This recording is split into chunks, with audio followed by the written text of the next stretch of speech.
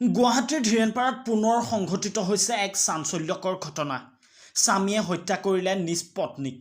সম্প্ৰতি পলাতক অৱস্থাত আছে স্বামী নুৰুল হক। গধুৰ বস্তুৰে প্ৰহাৰ কৰি হত্যা কৰাৰ সন্দেহ পত্নী ছুফিয়া খাতুনক। নিশা চিঞৰ বাখৰ শুনিছিল স্থানীয় বাসিন্দায়ো। ঘৰৰ গৰাকীয়ে ওপৰলৈ গৈ ছুফিয়াক উদ্ধাৰ কৰে তেজেৰে লুতুৰি পুতুৰি অৱস্থাত। ততাতৈয়াকৈ হস্পিটেলত ভৰ্তি কৰোৱা হয় ছুফিয়া খাতুনক। হস্পিটেলত মৃত্যুৰে সৈতে যুঁজি নিশা মৃত্যুক আঁকোৱালি লয় ছুফিয়া খাতুনে। ৩-৪ মাহ ধৰি DK পথৰ জহুৰ আলীৰ ঘৰত ভাড়াতীয়া হিচাপে আছিল নুৰুলৰ পৰিয়াল।